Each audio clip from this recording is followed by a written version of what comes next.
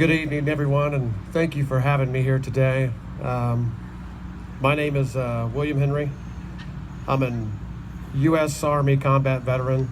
I deployed to Afghanistan and Kuwait as a photojournalist, and I covered a lot of stories over there, overseas, following around our infantry troops, our military police, our provincial reconstruction teams, and things like that, and told the story of the U.S. Army while I was deployed serving this nation overseas. After I got back, I started getting involved with not-for-profit organizations for veterans like the American Legion, the VFW, AMVETS, DAV. Started to advocate in the State House for changes. I helped reform what was known as the Big Four, and that's the Big Four service organizations.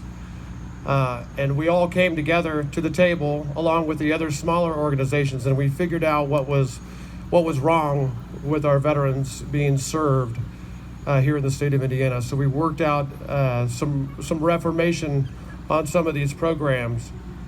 And we were pretty successful. And in the first year of the reformation of that group, we had 13 bills for veterans signed into legislation after that reformation. So, yeah.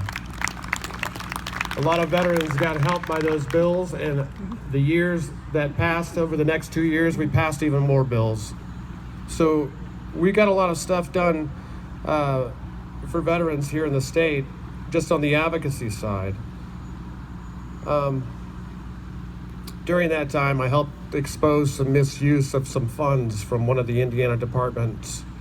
The Veterans Department was misusing tax dollars, misusing the, everyone know the In God We Trust plates for Indiana and the military veterans plates go into a certain fund. I received paperwork that showed wrongdoing, or at least it showed me that there was something wrong with the fund. And I turned that over to the IG, or tried to, and do the right thing, but my head rolled in that department because of that. But what that did, that was the smoke that I received. But what that did, following through with that, and still pushing the fact that I had that information, led to a lot more information being exposed because of that, which showed a systemic problem within the departments of Indiana, especially the Veterans Department, and misuse of funds and federal funds. My head may have rolled for that, but the right thing was done and the right things were taken care of, and that department is a lot better off now with that leadership out of control of those funds.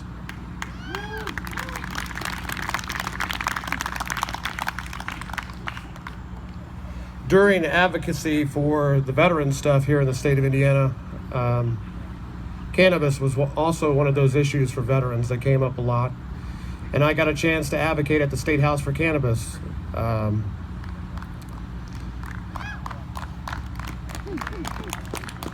First, it was the only thing that they would hear was the hemp bills. So we tried, to advocate as much as possible and helped out as much as possible to get those hemp bills passed. The veterans organizations did here in the state of Indiana.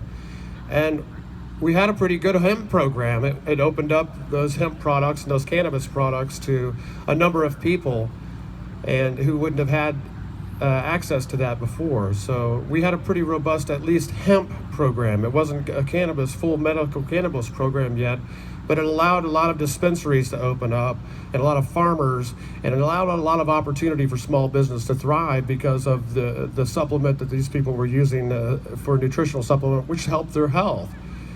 And being involved with cannabis so much during that advocacy time put me in realization that we're overprescribing opioid pain medications to our VA veterans. We're overprescribing benzodiazepine medications to our veterans, and we're not giving them any safe options of anything else. And that pushed me after I left the Legion, after that time, that pushed me in the direction of cannabis too, to help save the lives of my fellow veterans that were losing their lives every day with either accidental or intentional overdoses. We were trying to offer some other option, a safer option for these folks. I started getting involved with Indiana NORML, which is the Indiana chapter of the National Organization to Reform Marijuana Laws. I'm currently the chairman of Indiana NORML, and I've been working really hard with a great group of volunteers to push cannabis advocacy in the state of Indiana. And we've been very successful on the public front, but we've got a lot of resistance from the legislators here in the state of Indiana. We've got a lot of resistance from a lot of people who believe in the stereotypes and the stigma that come along with cannabis, and they don't understand the science behind it, and they're not trying to understand the science or learn the science behind what cannabis is. They don't talk about the endocannabinoid system. They don't talk about phytocannabinoids and cannabinoid deficiencies. All of this science is real and it's out there, and no one's talking about it and no one's paying attention to it. So I really hope to bring that to the forefront, because it's pretty sick and it's pretty ignorant to keep even the basic hemp cannabis products away from people who need them, who depend on them, whether that be for seizures, Alzheimer's patients to have days of better clarity, less Parkinson's tremor. You know, so many different diseases are treated by cannabinoids filling in that endocannabinoid system deficiency. So we're learning a lot more as we go on. And I'm running with a great Navy veteran named Donald Rainwater. I don't know if you guys have heard of him, but he is doing a tremendous job out there spreading the message of liberty. He looks to reduce the size and scope of our state government to secure the rights of the individual and to keep more money in your pocket. His message is irrefutable. You can't argue with his message. You just can't do it. More liberty, less taxes, more freedom, less government in your business. What's not to like about that? Yeah.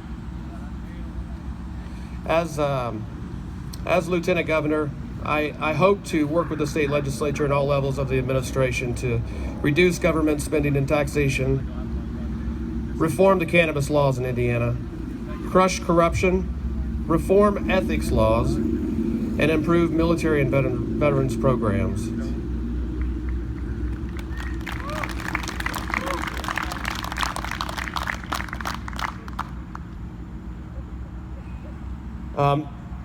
You're getting ready to hear from a great candidate for Vice President, Spike Cohen.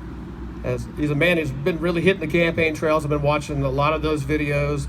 Very inspirational, great work out there. You're really moving people, I think, and you're getting with folks too. And I've been out there a lot with the protests. I'm a photographer and a journalist.